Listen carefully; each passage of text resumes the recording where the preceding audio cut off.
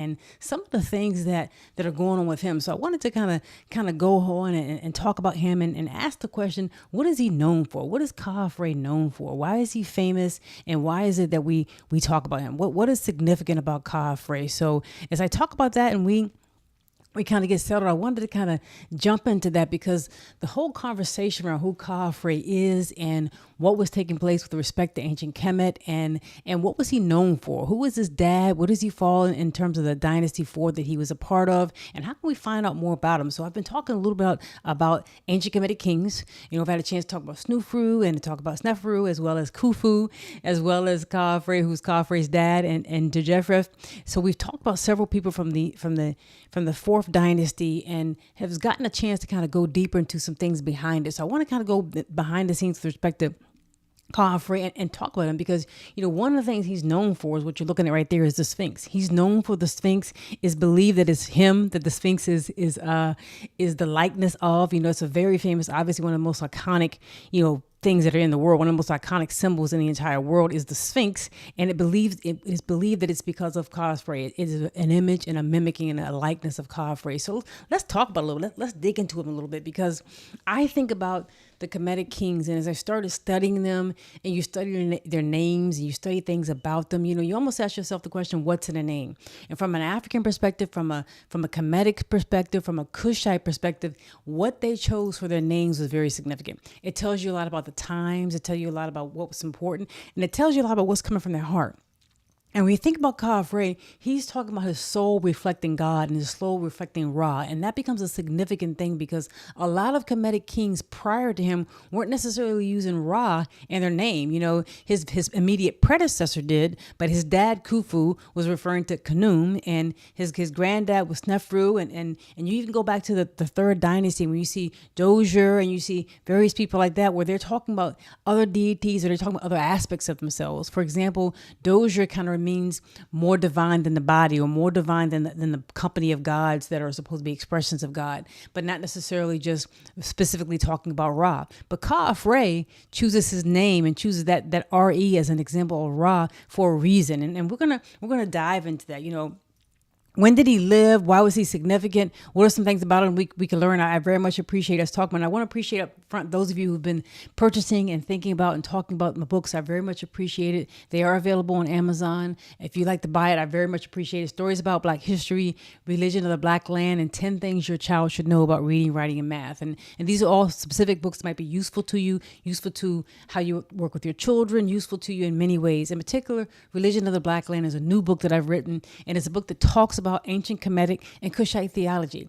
We talk so much about ancient Kemet from a historic perspective, and it's kind of funny to me, and I'd be interested to hear what you think down below in the comments, because there are a lot of people who argue things about ancient Kemet. They argue about ethnicity and culture and who owns the culture and things of that nature, but a lot of people don't really don't talk about their religion and their beliefs, and there are people who obviously do, right? But it seems like a majority of the people who talk about it don't talk about it from the perspective of what did they believe and why did they believe it? What did they say about what they believe? So a lot of people will say, hey, this is our culture, or this is that person's culture, this is my culture, but don't actually practice or even refer to their beliefs.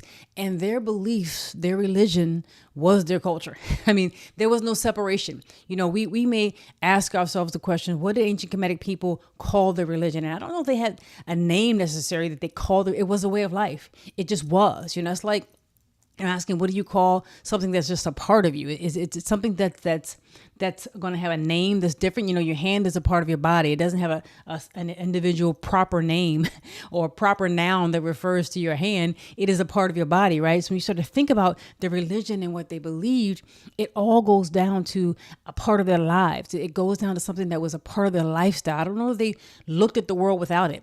And it probably was something that predated Kemetic. The politics of it obviously predated the country. We know that. We know that their belief system and many aspects of their belief system predated the country, right? And it predated the political entity and the political union of the lower part of Kemet with the upper part of Kemet. That was done after a lot of the things were in place, because writing was already in place when they became a political entity, if you will. People were already writing. They were already writing there in the Nile Valley. They had a lot of beliefs. You already see the symbol of the white crown of upper Kemet. You see a lot of things in place. So when it comes to the religion and the belief system, and we begin to see the pyramids and the Great Pyramids, the pyramids represent something that is at the apex of something that had been going on for a long period of time. If you even think about the symbolism of the pyramid, their idea of theology, their idea of God was something that was going on for a long period of time before you see it manifested in the Sphinx, before you see Khafre's face and in the whole complex that is the complex at Giza. And by the way, he was buried in the second pyramid there. The first pyramid was his dad, Khufu. Khufu was his father. He built the second Great Pyramid, and his son, Menkaure, who we'll talk about very soon, built the third Great Pyramid there at Giza. So you have those three major structures that are, iconic, world renowned. He is the one right in the middle. The pyramid right in the middle is the Pyramid of Khafre. But as we talk about it, this becomes something that's a manifestation of something that was going on for years and years and years before Kemet was even a country.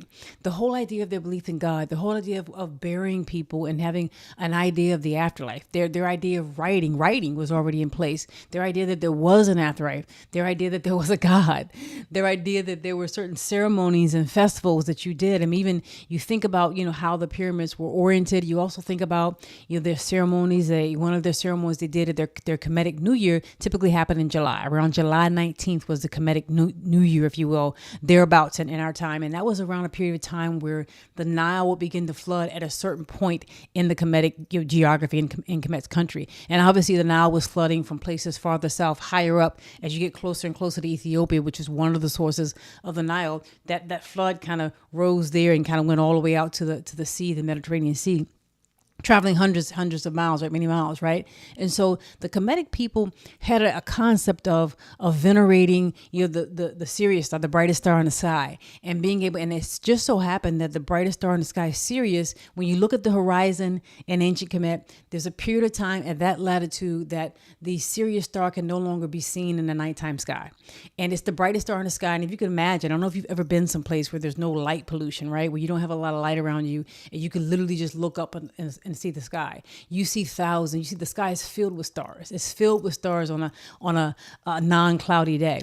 If you don't have light to deflect that, and you would notice, your whole perspective of the world is going to be different. Obviously, you're going to see stars, and if you and I were living in an area where we could just see thousands of stars in the sky like they did thousands of years ago, and maybe some people do now if they're lucky enough to do that, to be able to do that, you would have a different perspective. So there was a period of time where Sirius, the brightest star in the sky, could not be seen in the nighttime sky. So it disappeared, and it disappeared from the horizon, and disappeared from the nighttime sky. I think it was for about 70 days. And then it reappeared right above the horizon with the rising of the sun, which they call the heliactical rising. The rising of the sun, Sirius could be seen again, and that happened right around the same time, just around the same time as the Nile would start to flood. So that whole idea of Sirius, the whole idea that it connecting with the flooding of the Nile, and that being significant from a Kemetic perspective, that was something that was thought about and looked at for 1,000 years, well over 1,000 years before Kemet became a country, right? If you look back at Nat Playa, which I'm sure you've researched and you've read about, and you can read about what you talk about. If you look back at Nat Playa right there in Nubia, in the southern part of what is today Egypt, which would have been Nubia at the time, right over where Sudan and Egypt meet now on their border. There was the oldest astronomical observatory can be found well over 5,000 or 4,000 to 5,000 years before Christ. So we're talking 7,000 years ago. You could find this astronomical observatory looking at Sirius, the brightest star in the sky, and observing it. And cattle, they did all kinds of things. So the point being is that the foundation for the culture that is ancient Kemet, that we see culminating in the pyramids, in the magnificent pyramids, is something that, in the Sphinx itself, is something that was going on for a long time before Kemet became a country. The people who helped start Kemet were people, and the culture that there were people who were there before the country became a country. There were obviously traditions that were going on. So as we start to talk about Khafre and some more things about him, we're talking about it from a standpoint that this is a way of life, right? This is not just, some fly by night. We look at it from a very distance. And I think it's so funny that people who will say and claim it's their culture don't even connect with the culture. They just connect with the history of it. They connect with sometimes the materialism. That's what I've seen. You may have had a different experience. That's what I've seen. That's what I've experienced. But you may have had a different experience. But a lot of people will say, this is my culture, will connect with the materialism, the buildings or the architecture, or maybe the mathematics, or just the history of it, but not necessarily the culture. The real culture, the culture that venerated the heavens, the culture that looked at the afterlife, the culture that saw expressions of God and man's divinity, the culture that was this, right? A lot of people don't identify with this anymore. But when you talk about Khafre, and when you talk about the Sphinx, and you talk about this amazing thing, we're talking about something that was a way of life, a part of their life. And I think we should come from that perspective to have a better understanding of it as we begin to talk about them. I kind of know what they did. So when did Khafre live? What time period did he live? He lived from about 2520. This is when he reigned, from about 2520 BC till about 2494 BC. So he is living, 2,500 years before Christ, 4,500 years ago. He is the son of King Khufu, right? Khufu is the builder of the first great pyramid at Giza. And he's coming from a line of people. His granddad is Khafre, the father of the first, of the fourth dynasty, the founder, if you will, the fourth dynasty. He's credited with that. And the person who helped to perfect the true pyramid, that was his granddad. And so he's coming, under a line of successive people. And it becomes significant because as you start to think about it, I talk about, what kind of name does he adopt? As a Kemetic king had more than one name. And by the time he becomes king here, there is some additional, ceremony around the names of Kemetic kings. You start to see them refer more and more to themselves as sons of Ra, right? And that becomes something that sticks with them, moving on even into the new kingdom, many further years out beyond the old kingdom, beyond the time of the Sphinx, beyond the old kingdom. You see them start to stick with the son of Ra. And so even though that is something that people will talk about and they will still use, you start to see it become more significant. So you end up having like 5 names for a Kemetic king. One would be their Haru name, right? So they would have a name that refers to them as a manifestation of Asara's son. They were supposed to be a representation of God on earth, where their father was God. They were directly descended from God, and they were like Haru in the legendary Ausarian tale, and they were ruling in the place of their father. So they were like a godlike, and we'll talk about that.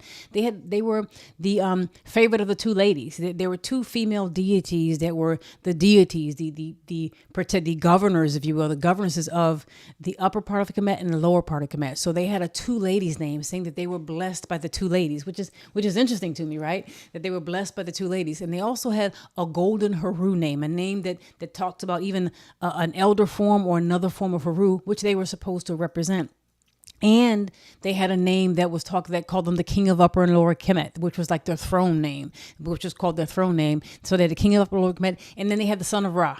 Right. So that would be followed by their birth name. So they would be the son of Ra and their birth name. So you start to have Ra become more and more a part of the Kemetic titlery for the Kemetic kings. And when you start to think about that, that becomes significant because, Khafre is one of these kings who begins to adopt that. And you begin to see symbolism become even more in the forefront with him and with the person who was his predecessor, because this predecessor also had Ra as a part of his name, and his successor, who was his son, Menkaure, would adopt that. And then you would start to get into the 5th dynasty, where you see Sahare, and people continue to move forward in that way, and the whole aspect of the deity of Ra and the expression of the sun becomes more and more significant around this time. So now you're starting to deal with Khafre's belief system. What was the belief system? What was he saying? The Sphinx is amazing, right?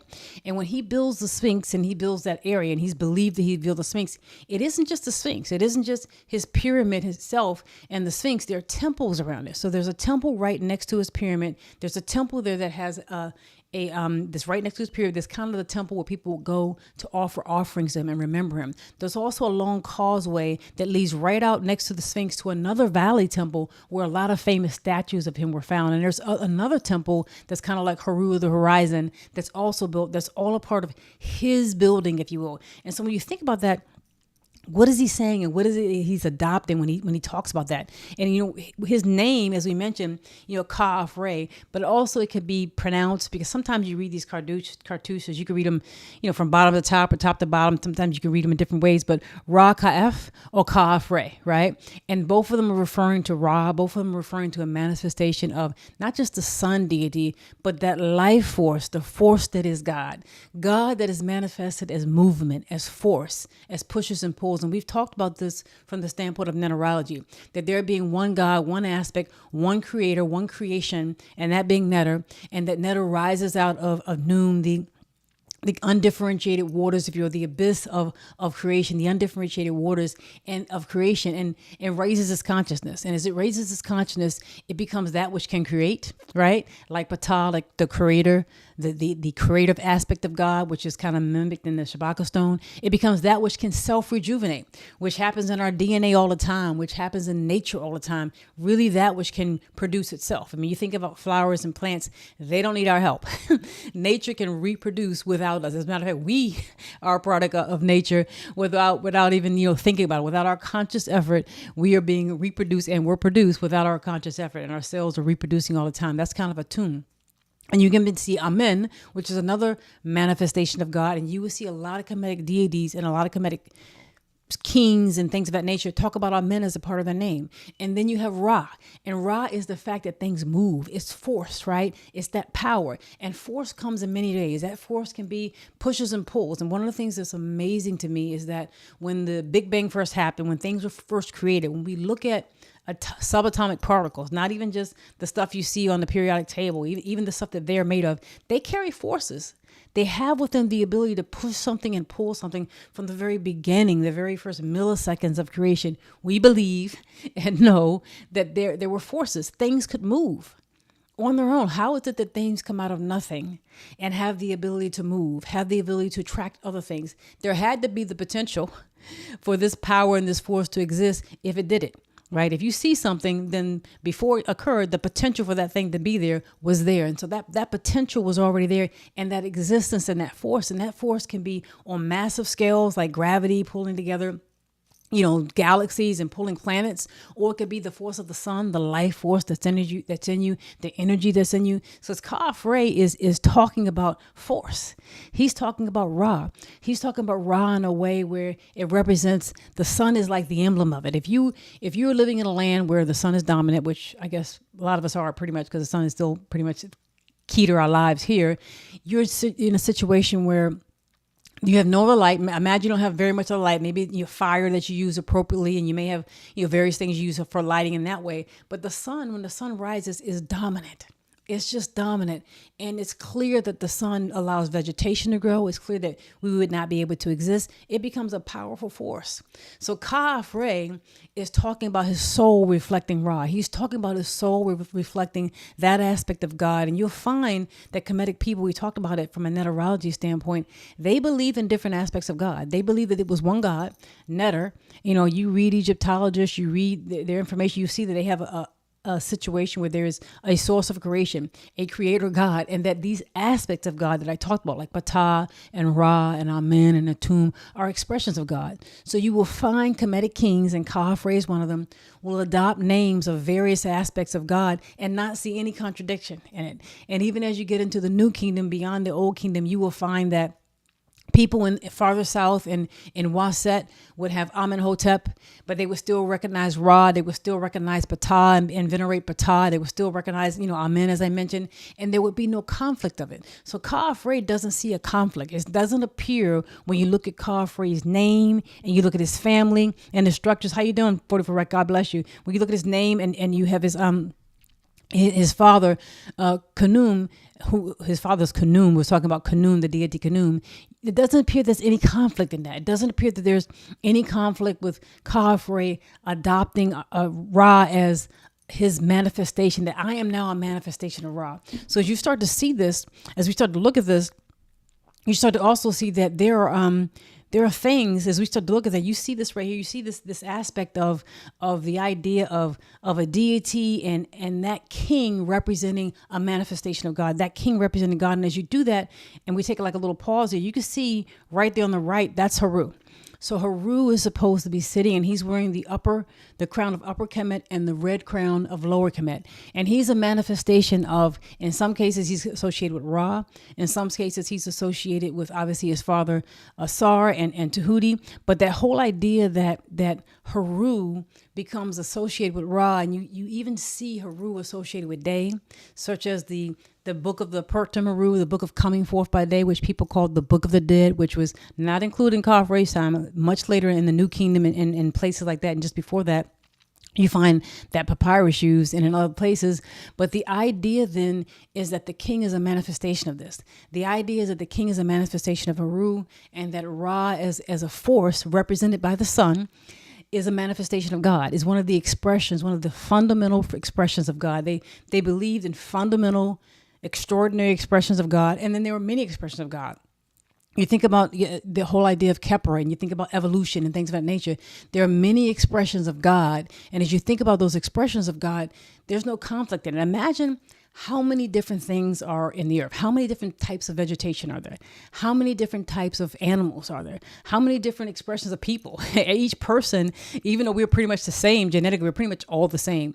We are different expressions. We have differences about us and variations. There are billions of us. So the Kemetic person didn't see any conflict in multiplicity, any conflict in there being many things coming out of one. There was no conflict there, and Khafre is expressing that. And this is what he's talking about when he's talking about his name, and he's affirming that there's no conflict in that, because you see it all around you. You see it in nature.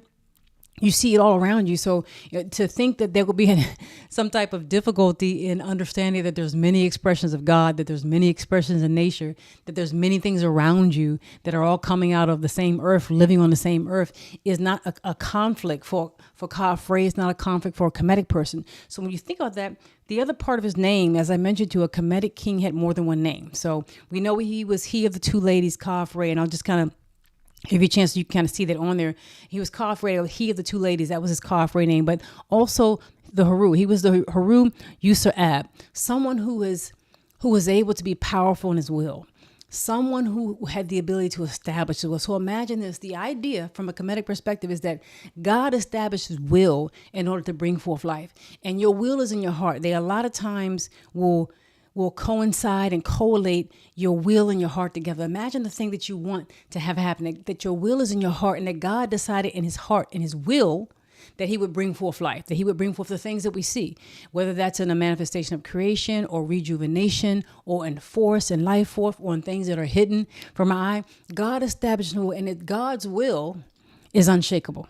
And that's one of the things God has that's over us is the ability to be powerful, way more power than we have, way more access, and infinite, not timed in or not hemmed in by time. God is not hemmed in by time. God is not hemmed in by anything. And that God's will was so powerful that God's will is what allowed everything to be. And so think about this, because as we talk about this and we're trying to get an idea of who was Khafre, why was he significant? What was he thinking about? What was he doing in his life? Why did he choose that name? Why is the Sphinx important, right? We start to think about this whole concept of God. I mean, the whole concept, because that's what he's talking about, right? We talk about ancient Kemet, but this is what they're talking about. They're talking about themselves expressing God, and that God's will is unshakable. And to imagine, and a lot of people nowadays, from even a yoga perspective or from many different types of perspective, will say you have to have your will. You must establish your will. You must think about something in your mind, think about something in your heart, and what you will come forward. That idea, that concept, that idea of being powerful in your heart, right, is part of one of the names that Khafre adopted. It's one of his names, that who's powerful of heart. He's literally saying, I have a heart. I have a will. I'm someone who when I say something, when I speak it, it comes into being. You see a lot of Kemetic kings and queens, not just the kings. They talk about queens saying this, that they were so connected with God that what they said came true. Not just what they said people did, but what they said came true. And one of the more famous ones that I remember is Hatshepsut in her her punt reliefs on her in her temple there in the southern Auset, she talks about, that the thing that she declared in her heart came true. The thing that she declared about sending people to punt, to bring back God's land and to put God's land in Kemet at Auset in her temple, was something that she dreamt about and wanted to do for her father. Amen. And it was something she had in her heart, and that she said, I'm so powerful, the thing that I will, the thing that I speak comes into existence. And so that concept of having your will and your heart be strong is what Khafre is talking about. This is his other name. We don't know all the names for all the Kemetic kings. We do not know, because as I mentioned, they could have up to 4 or 5 names that were the titles. So it's not like everybody, we don't have all the names for every king. A lot of times we may have, and the ones you see in cartouches, the ones you will see in our cartouche, and I'll show you like a little picture of the one you see of a cartouche.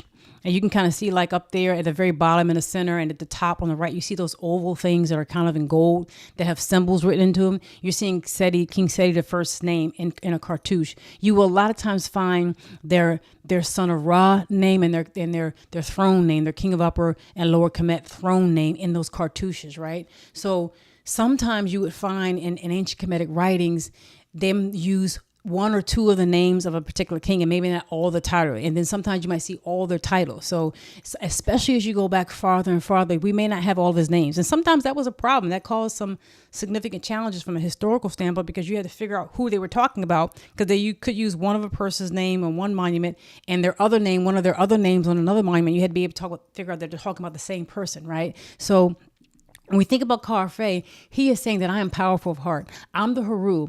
I am the manifestation of God. I'm a son of Ra, really. And I am powerful in my heart. I'm powerful in my will. And connecting that with God, who was the ultimate power, in comes the will. When God wanted something to happen, God decided in his heart, willed it to be, and that was so. And as I was mentioning, that's something that we talk about a lot. We talk about a lot that in yoga and in various types of actualization and things we talk about today. That is something that was a concept that's there. And that's something that's a concept that's significant. Because the difference that God has is that God wills it, and God's will doesn't fade. God understands what God can do, and God's will comes forth. And that the idea that a person is made in God's likeness, because Khafre is literally saying my soul, right, is a reflection of Ra. I am a reflection of Ra. I am sitting on the 2 thrones. The 2 ladies that are governing Upper and Lower Kemet have adorned me to be a representation of God. And I am a manifestation of Ra. I'm a manifestation of force and life force, and my will is powerful. He's literally saying that. The difference is that God's will never shakes. And we being divine, he's literally saying I'm a divine being. And that's not something that's just to a king. If you do the work, if you connect, we're all divine beings. I believe, and I've always said, I believe that if you're here, you're chosen. People say they're chosen people. I believe if you made it to life, because there's a whole selection process in us even being born, us even conception even happening. It doesn't have to happen. And there's a whole lot of things trying to fertilize the egg, but it doesn't all happen. If you are here, if you made it to life, you were chosen. That's what I don't believe that there's a chosen people or there's a special people set aside, that God only loves those people and that kind of thing. Everybody's chosen. And that's literally one of the things I think that Kemetic theology can teach us and we can talk about, is that it's not just one. Anybody can be divine. If you connect with it, and that's why human beings are made in the likeness of God. That's why he could say something like, my heart is powerful. I'm powerful of heart. That's why he could say, I'm reflecting Ra. He's believing that he's done the work. He's believing that he's chosen. He's believing it. And a lot of people will tell you today, believe in yourself, believe in your heart. Look at yourself in the mirror and believe in what you see. And when you think about it and you believe it, and you act on it, it will come to pass. It is just it's a little mini Big Bang. It's a little mini miracle. Just like God was able to conceive in his heart, conceive his will, and bring forth things, right? And this is literally what they talk about in the Shabaka song. If you want to take a look at my book that I was mentioning, it's literally what they talk about in the Shabaka song. God deciding in his heart. I'm not even making this up. I'm not making this up. God decided in his heart. Ptah decided in his heart, and he spoke with his tongue and brought things into being.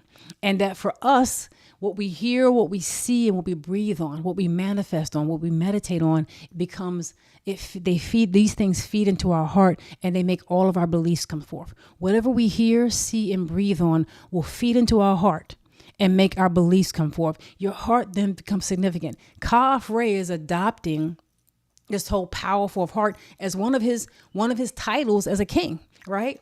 And so as we start to think about it, we can start to have this concept of us being made in the image and the likeness of God from a divine perspective, not just from the perspective that God can do this. The reason why human beings are significant is that we have a will.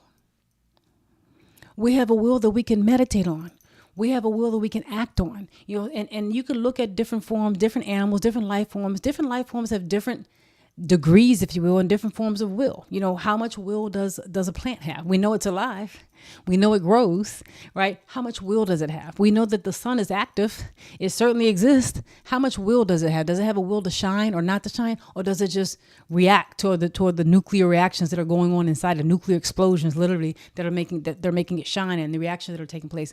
But we, human beings, animals can choose, but maybe have a different level of will. We have the ability, it seems, more than anything we know, to choose, to will, to see something, to want something, and to make it happen. And that is a divine aspect. And we take that for granted. We look at some of these things, and we look at some of the things people did in history, some remarkable, and says, hey, that person was remarkable. You're remarkable too. Why can we not have you as a Sphinx? Why can't you be as famous as Khafre? If we're thinking about what his name meant and what he took on as his name, why can't you be as famous? Why can't your heart be as powerful? Why can't you be as famous as him? Why can't you do something magnificent that people remember you for? That your name, your face, your image is in stone, and people remembering you forever, remembering you for thousands of years. Why can't you do that? That whole ability to take what's in your heart and your will and establish it and to bring it forth is a significant part of Kemetic theology, and it's a significant part of what Khafre is talking about. And the names he chose for himself. This is what you're going to call me, right? This is what you will call me, and that's what people did. He was the king, right? And so as we start to think about that, I think it's beneficial to us to begin to apply these things to our lives and to our psyche, to our belief system, to our thought system. It doesn't have to be that somebody was a long time ago, right? That people thousands of years ago did these amazing things, and we don't do them now. If we are truly, their inheritors, if you will, they are truly our ancestors, then we should be able to do it. And I think it's human history. It's not just one. It's human history. It's not just one group of people that can do it. This is human history. If we are truly walking in the footsteps of our ancestors, we should all be able to do this. We should all be able to realize and actualize the things we want with our life, things that are beneficial, things that help us, things that push the society forward, push the earth forward, push the world forward, push people forward in a good way. And so I think that's a challenge for us. And that whole exercise of establishing your will, that whole exercise of being powerful in heart, that's what a lot of these ceremonies are about. That's what a lot of these prayers were about. That's what a lot of the concept was, because if your heart was powerful, if you were strong at the end of the day, then you went to a standpoint where you were having a beneficial afterlife. So this whole tomb of Khafre, the tomb that is in the middle tomb, the pyramid, the second great pyramid of Giza, is his tomb, right? That's where he's buried. That's his tomb. That tomb is a significant symbol of his afterlife, where he's supposed to live forever. And that whole idea is that if he established his heart, if he was truly powerful, if his will was truly established and his will and his heart was truly have, then his afterlife would be eternal. He would be forever living. He would never be forgotten. And he would be able to have a powerful force to affect us here on earth. That some kind of way his life and his energy and what he possessed will be able to impact us on earth in a good way. And I guess some way it is, because obviously we're talking about him. And obviously many, many people, millions of people, and probably billions of people throughout time know about and respect or in awe of the Sphinx. And so maybe he is. His afterlife, his energy is affecting us and infecting us in a good way, throughout time. So as we start to think about that and even conceptualize the Sphinx, what does the Sphinx mean? He's sitting there in his glory, if you will, on the body of a lion. Here you have the head of a king, right? The head of a king with the headdress on, and there probably would have been a false beard there, and you can see that his nose was there, and his whole symbolism, as you get a look at it, he has the body of the king, he has the head of a king and the body of a lion. He's sitting there on top of one of the most powerful animals that we know, right? We like to call it the king of the jungle. That's something we would call it, but he's sitting there on top of what is the most powerful animal, one of the most powerful animals. You never want to see a lion face to face. And I don't know if you ever heard a lion roar. If you've ever been at a zoo or someplace, or maybe on a safari, or you just heard on a lion or something. It's a powerful It is a powerful thing to hear. I've heard a lion one time, and I was in awe of what I heard. I just wasn't sure that something could yell that loud, could vocalize in the way it vocalized with just sheer power. And here is Khafre sitting on top of a lion. It's almost like when you think about him choosing one of his names as being Yusa'eb, being he who is powerful of heart, powerful in his will. He's almost like he's saying, I have the will to subdue even those things that are powerful, even those things that maybe I have the heart of a lion. I am in control of this power that's inside of me, and maybe I have the heart of a lion. I have the ability to control these aspects of my being that could move me forward. This force that could move me in different ways, right? That could make me want things or make me do things. I have the ability. I'm in control of it. And when I'm in control of it, I am manifesting my divinity. I'm like God. I'm like manifesting God. Doesn't mean that you don't believe in God. You are looking at the divinity that's in man. And so, I think that's a connection. I'm like control of this. How am I in control of and manifesting this powerful, and it's not just a beast, this powerful force. I mean, a lion is a force. I mean, we will call it a beast. We have all kinds of words here. A lion by any other name would still bite the same. It's still a lion. It's a powerful, majestic animal. And the idea that something that powerful that's inside of you, your will being that powerful, that you can control it. You can manifest it and you can control it. And so as I think about that, how are you? Zeb Tepisim, how are you? God bless you. Mahat to you as well. God bless you. God bless you. The idea that we can control that is significant, right? And he's sitting there as an example of that. He's sitting there as an example of being able to control that aspect of you, a part of you that is just significant, that you're just looking at, a part of you that's a magnificent power, a part of you that is an expression of nature, a part of you that is will, one who is powerful in his heart, and having the ability to control that, having the ability to have power over that, and to think about that, and to be able to direct your will where you want it to go. Imagine that. Think about that from the standpoint of being able to direct your will where you want it to go. That is part of what he's talking about in Yusa'eb, taking that as part of his name, that idea of being a manifestation, a mini manifestation of God. And think about God as someone who does not direct his will in penny ante ways, or does not falter with respect to that. God's will is direct. It's powerful. It's unshaking. And when you connect with that, man, it's so worth doing. It is so worth doing. If I have to ask you to do one thing, I'll ask you to put down, don't watch so much TV. Don't watch things, or don't engage with anybody or anything that doesn't allow you to develop your will, that doesn't allow you to be powerful in heart, like Khafre was, like this symbol of Sphinx, that allows you to tap into your divinity, the power that's in you. Anything that you're engaging with that you don't have time for. I'm gonna ask, don't watch as much television. Don't engage with people who don't reinforce that. Don't do activities that don't reinforce it. If you are doing activities that don't reinforce that, you're just wasting your time. That's my opinion. I'd love to hear yours, but that's my opinion. You're just wasting your time. What if you could spend your whole life, all this precious time you have, and we only have but so much of it? Our lives are short. Let's make a difference. We only have but so much of it. What if you spent your precious time trying to manifest that will, trying to be the best you can be? The best you that you could be, not watching somebody else be the best, not groveling in somebody. You can support them, support them, show up, clap for them, give them support, give money if you want to give money, whatever you want to do. If somebody's on TV, you're watching them, you see the basketball player, you support them, but spend enough time thinking about yourself and developing yourself. Develop your own heart. Develop your own power. I think that's what Khafre did. I think that's why we remember him. And that's certainly part of the names that he chose. So I want to thank you for that. I'd like to hear what you think about this. What you think about this whole idea of will and developing your will and your conscious will. And I pray that you join me next time as we talk about this in the very near future, and that you share this with somebody. Tell somebody about this, and God bless you. Thank you so much.